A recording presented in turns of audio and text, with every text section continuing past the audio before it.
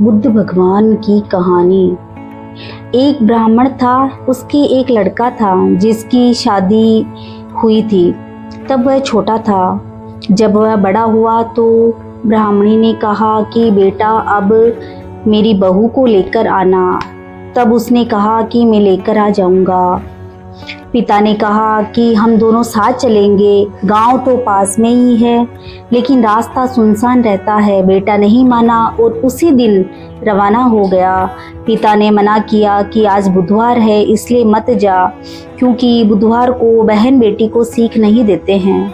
लेकिन पिता के मना करने पर भी बेटा नहीं माना और ससुराल चला गया। वहाँ पर उसकी खूब खातिरदारी हुई। फिर उसने बहू को विदा करने की बात कही तो परिवार के सब लोगों ने कहा और उसको समझाया कि आज बुधवार है, आज की रात यहीं पर रुक जाओ, सुबह चले जाना। लेकिन उसने किसी की बात नहीं मानी और जिद करने लगा। तब परिवार वालों ने भारी मन से अपनी बेटी को विदा किया। नगर के बाहर निकलते ही बुद्ध भगवान ने अपनी माया दिखाई।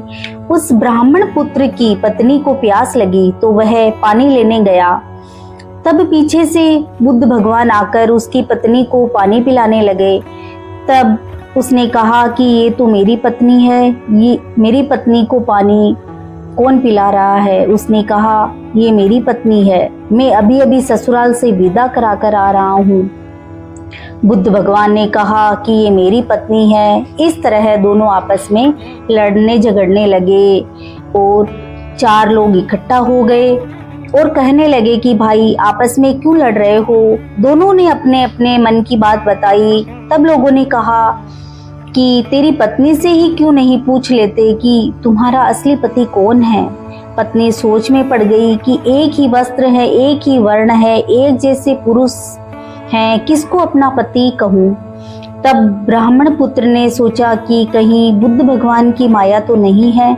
उसने आंखें बंद करके ध्यान किया कि मुझे क्षमा करो, आज के बाद कभी बहू बहन बेटी को बुधवार के दिन विदा नहीं करूंगा।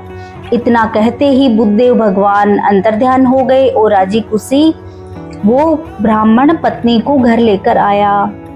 सारी बात अपने परिवार वालों को बताई और आज के बाद कभी बहन बेटी बहू को बुधवार के दिन सीख नहीं दूंगा।